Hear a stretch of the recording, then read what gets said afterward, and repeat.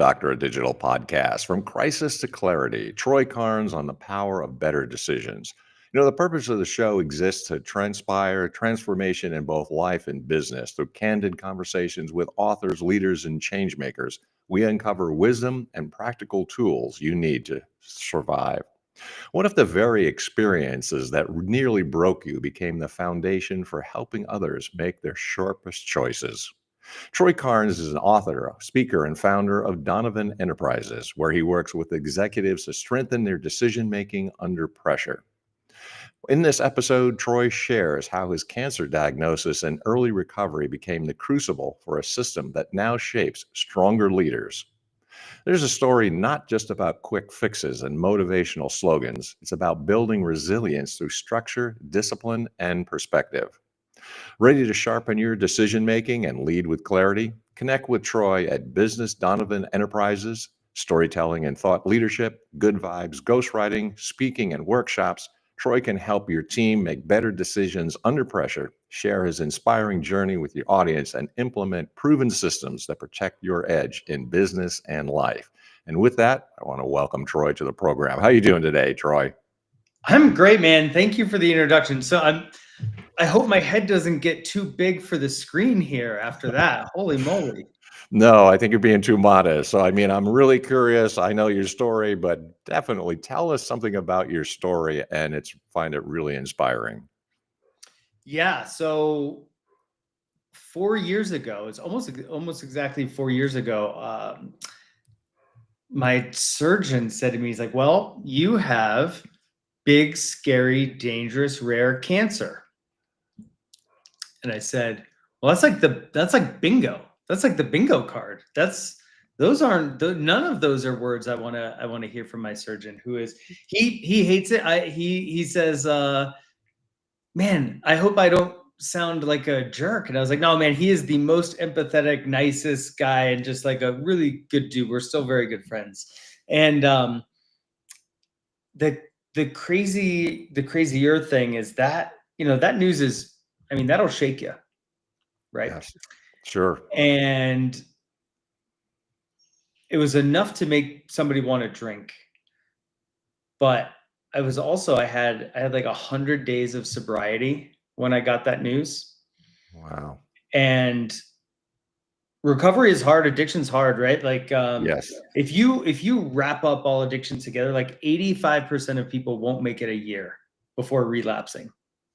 It doesn't mean they won't have long-term success. It just means that early on it's really hard. Now, if it's just alcohol, mine was alcohol, then it's more like 2/3 to 3/4 of people will relapse the first year.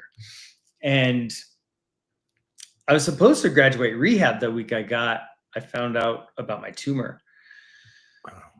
And I'm so thankful that I went to rehab first, because in those 100 days, I put together a system that kept my baseline for decision making. Literally kept me sane and sober through a couple gnarly surgeries. I had one surgery to remove my tumor. I had bone cancer. It was growing on my shoulder blade. They took my whole shoulder blade out and the shoulder joint too. And then 6 weeks later, had a second surgery to put an implant in, and then a year's worth of physical therapy to get my range of motion back and everything. They put the parts in you, but if you don't build up the muscles and everything around the parts, then the parts are worthless, right? Right. And everything that I had kind of put into place, allowed me to have a better outcome than anybody could have expected. And not just in terms of keeping my sobriety or in terms of like getting range of motion and strength and those kinds of things back, but like, Sure. I lost over 50 pounds. I quit my 9 to 5. I replaced that salary in 6 months. I drive my kids to school every day. I'm a better father, better husband, better, and like that all happens because I'm just consistently making better decisions now than I was before. And that's what I teach, and that's what I coach, and that's what I write about. Yeah, it just seems like such a natural flow here. You got to have a story. So Please tell us about the book. Tell us about the story. Yeah. So the book is essentially it's kind of three things together, right? It's like a third memoir, it's a third research, and then it's a third tactics, so people could like take something valuable away from it.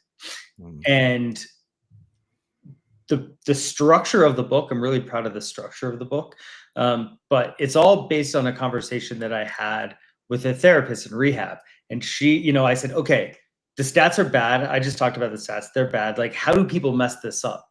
And coming from business, I thought, okay, I'm going to figure out where people mess up. I'm going to avoid those things, and mhm. then I'll just be successful. And she said, well, people don't make good decisions when they're hungry, angry, lonely, or tired. That's terrifying Yeah. because you can't just avoid those things, right? Like those are conditions we're going to have every single day of our lives because we're Mhm. human, right? Yes. Um, and not just addicts. Like everybody with a pulse is going to deal with those things. And so it was terrifying. And also I didn't like the way it got coached to me, because it got Hmm. coached to me in terms of like, when you feel these things, if you're hungry, angry, lonely, or tired, go fix that instead of Mm. having a drink. And it felt like it was going to take a lot of willpower. And I didn't end up in rehab because I had a lot of willpower. But I thought, if I can be proactive and I could implement some systems to get ahead of these things, then I'll give myself a shot. Mhm. And Right. so the book is separated into those four things. And when I thought about HALT, right? So hungry, angry, lonely, tired, HALT, easy to remember. It's powerful because it fits on this matrix, right? Think about this. If you think about the issues in your life, lots of them are either physical or Mhm. emotional, Mhm. and then they're either internal, or maybe you can think personal, or external or social, right? Sure. Now, HALT fits perfectly on that matrix. It's hard to think of something more physical and internal than the feeling of hunger, right? Mhm. Yes. So then if you slide over and you get to the internal and emotional side of things, that's angry. Angry fills in for all emotions, right? It's kind of a placeholder for that. But our emotions, maybe we get triggered by external things, but we own our own feelings. And so that's where it fits. Then you drop down and you have external and emotional, and that's loneliness. This is about your relationship. Mm. It's the most important quadrant of the matrix. After doing all the research, I'm convinced this is the most important one. And then tired is like physical and external. Like, how's your body feel? How are what's your energy like? Mm. And so if we can proactively think about those four buckets, then we're going to raise the baseline of everything else that we do and all of the other decisions that we make. So the book goes through a story, a personal story of mine, kind of memoir style, because I have four that fit. It's a cancer story about Wow. sobriety, story about raising a kid on the spectrum, and then traveling for work. So those four stories with a ton of research, and then tactics on how I overcame those issues, or not even overcame, because there's no solution to them, right? Mhm. But how I nurture those and came out better the other side.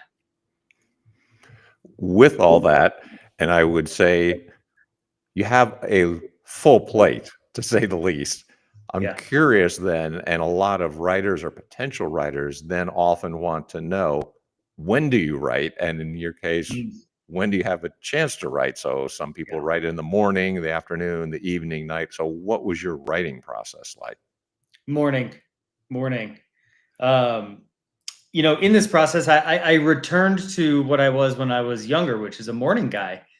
And people say like, oh, because I get up pretty early. People say like, oh, what do you do? Why get up so early? And I say, well, guess who else is up then?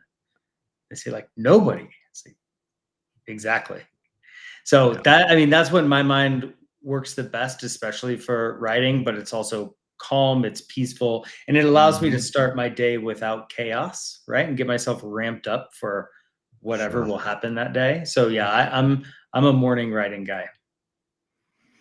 And then when you got the process down and you've written, a lot of authors struggle with the question of publishing.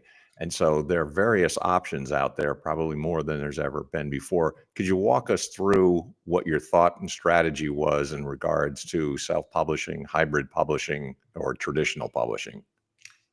100%. So I started querying agents. I feel like this is probably, I don't know how many people do that. This is what I did. I just started sending it out. I put together a prospectus. I have a friend who was published and said, oh, this is kind of the prospectus that I put together. So I used that as a guideline and started sending it out. And I got a response that said, I really like this idea, but we don't deal with any authors unless they already have a big following. And I said, well, that seems pretty lazy. Isn't that your job? I don't know. I'm not. And after a couple of days, when I, kind of let the steam blow off a little bit, I said, oh, it probably makes a little sense, right? Like if you have some people who might buy your book, that probably makes it easier. So, but I didn't know how to do that. So I just started randomly tweeting. I had no plan, Mick. I wish if I could go back, I would have a much better plan for this. But then I Sure. said, I don't know. So I just said, okay, these are some of the ideas in my book. I'm going to start that. And the guy who started the hybrid publisher that I ended up working with, reached out to me and said, hey, you have a pretty interesting story. Have you ever thought about writing a book? And I said, funny you should ask. I've written about half of it so far. Hmm. And then he, told me about his program and everything. He's a great guy. And I said, okay, like this is the program for me. So I went hybrid, mainly because I was just I was moving pretty fast and I wanted to keep my momentum going. Hmm. And they were going to provide a lot of these supports that I wasn't going to get if I tried to go it alone. I see. Could you talk a little bit about the book, the content itself too? So you talked and referred to your system, but tell us about what's in the book. Yeah. So the book has 4 memoir style stories. One is my cancer story, which is also, if you think about cancer or just disease generally, pretty internal and physical thing, right? So that fits there in the HALT matrix. I argue that addiction is largely an emotional issue and an internal one. So it fits there in the quadrant.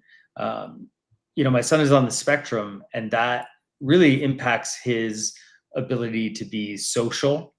Sure. And so the book is a little bit about that, but a lot about fatherhood and how I Hmm. dealt with that along, kind of throughout his diagnosis and issues he was having at school and those kinds of things. And then I spent 15 years traveling for work. And so I tell those stories because that really drained my energy.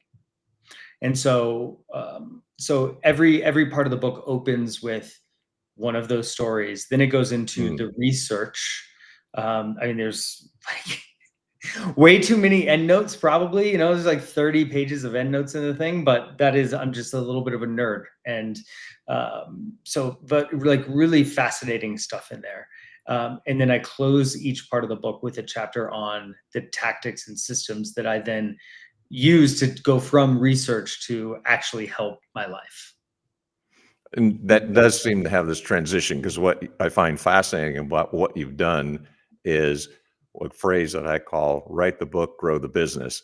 That's essentially what you've done. You had a Yeah. great story, you Yeah. write the book, but then you've also turned that into a business asset as well. Could you talk about the connection between the book and your business? Yeah, sure thing. It's funny because so many people told me I did it backwards. They're like, no, no, no, the book is the last thing. But if a lot of authors that I talk to or listen to also say, don't write a book. It's the worst thing ever. Only write a book if you absolutely have to write a book. If the book is inside of you and will not be held in, then write the book. And that's what happened to me. I had this book in me, so it came out, and then I said, okay, well, now I got to figure out what to do with it, right?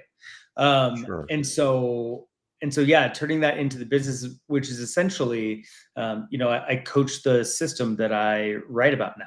So I will I meet with clients, then we go through and I put together a personalized version of what I use on a daily basis, which is it's a check-in. It's on a Google form right now, which feeds a spreadsheet. Spreadsheet gives you graphs. Research shows that graphs are incredibly important to get people to stick with habits, because line graphs tell stories and you get it immediately, and it's visual and it's really impactful. So that's what we do.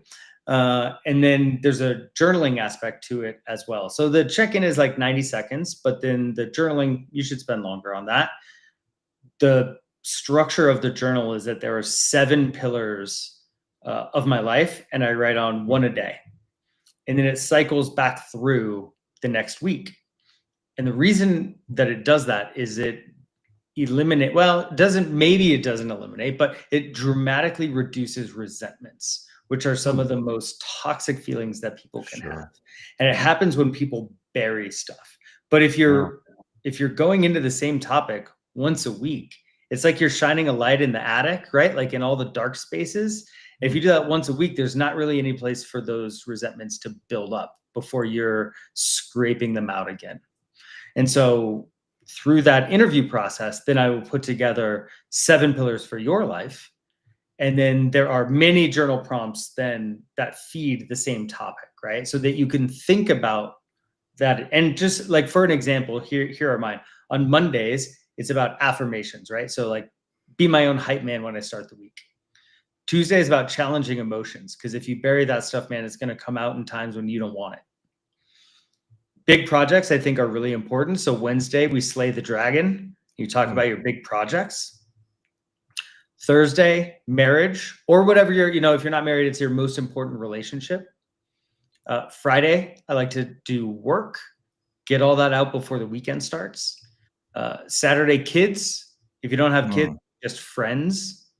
And then Sunday are your aspirations. Like, Sunday is a great day to think about your dreams. Okay. So I cycle through one of those every week. Now there are lots of different prompts that we're thinking about, like my kids, from a different angle every week. And the idea is that you're not, letting things build up, right? You're like confronting those things. And sometimes they just go away, right? Like sometimes you're a little annoyed about something, but it's no big deal. It goes away. But if you're still annoyed, like the next week or the next week, now you have to do something about it, because it's, something that's sticking with you. So it's important. Now, when you said you're working with folks, and then I'm curious, like, who do you work with? Is there companies, industries? What it would be a typical person and those individuals that you do work for, or corporations that you work with?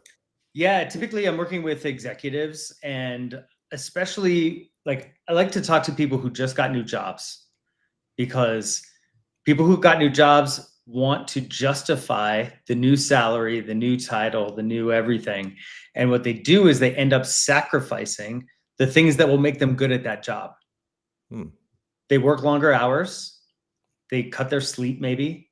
And sometimes they think like, oh, I operate just fine on 5 hours. The research is very, very conclusive that the people who think that they're as good on 5 hours as they are on 7 or 8 actually have the biggest gap in performance between when they sleep well and when they don't sleep well. They're overconfident. And so I like to think, like, if you think you're that good without any sleep, that's like not believing in gravity. But I promise you're wearing a parachute when you jump out of the plane, right? So so they do that. They like work through lunch or work through dinner because they have to get all the work done. They end up cutting time out. They cut time with their friends first and then their family. And so all of these things contribute to hungry, angry, lonely, tired, which means they're making worse decisions than they could be if they keep those baselines high. So I tend to focus on, before I started all this, I worked in beverage alcohol. So like half of my outreach goes to, beverage alcohol and hospitality, but otherwise, kind of like business executives, especially folks who just got big new jobs. Could you give us some examples, such as a person did X, Y, and Z, and the result that happened as a result of talking with you and working with you? Oh yeah, man. So I worked with a guy a couple months ago, and he was looking for a new job. Like his job was fine, but he was, kind of out there. And man, there is nothing that can drag you down faster than looking for a job. It's just like constant judgment all the time, right? Like resume goes out or whatever. Um, and he was like pretty despondent. Like he was like really out of it. And I said, "Hey man, why don't we put this system into play?" Right. And then it didn't take him 30 days before he started getting better interviews. And now Okay. he has, like, if he were to have invented a job, that's the one he got. It was his dream position, uh, and he's crushing it now. It was a really great thing for him to see. And when you are thinking of people that you work with, those are individuals that might be helped by your process. But I'm also then curious about maybe there's a larger framework, the company itself, and if there's one individual can make a change, are there examples that you give along those lines? Yeah, I think I'm gonna answer and then tell me if I understood your question right. But yeah, like I have done workshops where I bring in like a handful of leaders and walk Mhm. them through all of this as like kind of a corporate workshop type setting, which has been really, really powerful. So that is one way that like I can get into organizations and say like, hey guys, if you all want to make better decisions as Yeah, a group, here are some principles to follow. Here are some tactics that you can start implementing tomorrow.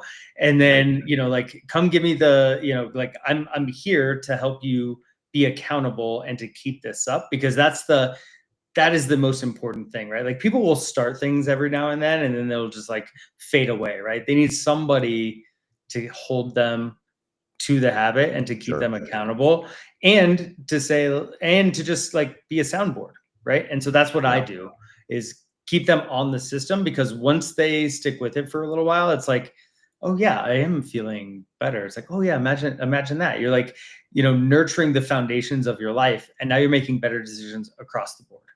Yep.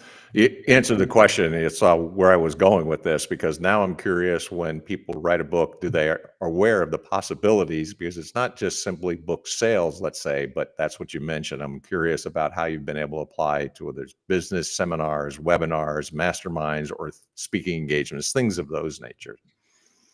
It's all those things. It's all those things. Yeah. Yeah. So yeah, some corporate workshops, some private coaching. I'm really into my mastermind, which puts a group together because Mm. working with a group and getting support from a group is on the one hand very scary. It can be scary to talk to people about struggles that you're having, but Sure. it's also the thing that will help you the most and take you the furthest. So that is one thing that I'm like most excited about. But then yeah, man, like I'm up in front of groups. I love the Rotary groups. They're Mm. great because those are people who are like excited about doing good in the world anyway. So they're super aligned with my message anyway, which is really great. So yeah, speaking, coaching, and corporate workshops.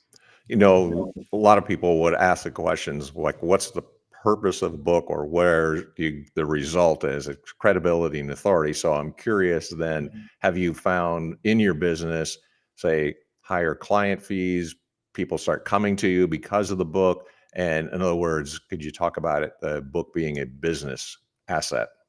I mean, right now, this book has just it's transformed my business altogether. I mean, Okay. before I wrote this book, I was really just focusing on sales consulting, right? Yeah. And I wasn't adding like this kind of stuff into it. It was really Yeah. much more of okay, here are the spreadsheets that we need to run. Let me look at your numbers. Let me right. So now I'm working on a whole other level, which has been amazing. Yeah, and I think that's what I can see. You have the inspiring story, you have the case studies, and you've been able to apply it. So that's what I find really fascinating about your approach. So I guess what I'm saying, if your person is a potential author and if they're a business leader, what would you recommend that they do, similar to what you have done? Yeah, I think if they are thinking about a book in terms of like a way to raise their authority, I would have a plan for it ahead of time Yeah. number one, right? Yeah. Because I talk to a lot of authors who say like, oh, like I have all of this knowledge and experience and I want to share it, which is admirable and amazing. Let's have a plan for that ahead of time. Number one. And then number two, like talk to people about your message and about your, like, the best thing I did when I started to write the book was the structures. Think about the structure of the book, like Yeah. spend like 5 times as many hours as you think you should on the table of contents, because it is the most important page in the whole book. That's like my biggest nugget that I tell people who are thinking about writing a book. It comes really close to the things that I say, so I could definitely resonate, and I'm familiar with that. Yeah. What kind of services do you offer? In other words, what your business does, and if they read the book or if they buy the book, what kinds of things do you offer? Yeah, sure. So here are the three things. Number one is the mastermind, right? So I coach the book over a year. We go in segments of quarters, right? So it's 3 months on hunger. So it's a lot of like nutrition, and your food and mood are tied. I mean, it's tighter than a ball of yarn that a kitten's had for an hour, right? So we talk about that. Then angry, lonely, tired, 3 months each.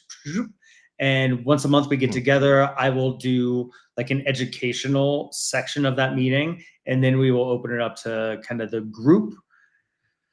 Then there's, like, obviously with that you get the daily check-in form. We personalize everything, your journal prompts, like everything to keep you going, and then me to keep you to Yeah. keep you going, accountable, and then to like raise flags, right? To be somebody who is an outside source who can say, have you thought about how this impacts that? And part of the journal does that because it graphs like how you're sleeping, how you're eating, what your mood is like, are you achieving your daily goals? And then you can see how Mm. those ebb and flow, because they all do. And for some people, it means like, okay, well, I haven't been sleeping as well, so now my mood is bad, so then I'm not eating as well. For other Mhm. people, like for me, if I see my food going down, it means that there's something happening with my mood, and then it affects my mood affects sleep. So it kind of waterfalls that way.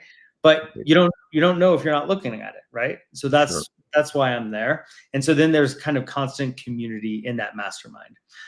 For people who are like really shy about any kind of group thing, I'll do some private one-on-one coaching. And then last is the corporate workshop where we come in. It's like a 4-hour session, uh, walk through all of the Mm. tactics, how they get implemented, and how it can help your business. So those are the three. So we've talked about your inspiring story. We've talked about the book itself, your writing process, the Yeah. publication, and how what is really important, I think, how you've been able to apply and prosper this to a business. How do people reach out to you now that they know something about your background and what you can do? Okay, so easiest way is to go to troy.coach. That's gonna land you on my Calendly, and then we can set up a goals and alignment call where I kind of see like Right? what's happening in your life, what do you want to achieve, what are some things that are kind of the red flags or the warnings that you're feeling, and then if it's a good fit, then we can move forward. And if it's not, like, listen, maybe it comes across, I'm a terrible hard closer. That is not, I am not giving anybody a hard close. So, like, if I'm not for you, that's fine. Like, I can pass you along to somebody who might be a little bit better and who might be giving you the, more appropriate supports. But if it is, like, yeah, man, let's move forward and let's get you to where you want to go. So it's troy.coach is the easiest way to get there. Sounds fantastic. I've learned something, and good to see you again. I want to thank you for the person who has a very busy schedule and a lot of things on your plate. I appreciate you taking the time out and chatting with the audience today. Thank you very, very much, Troy.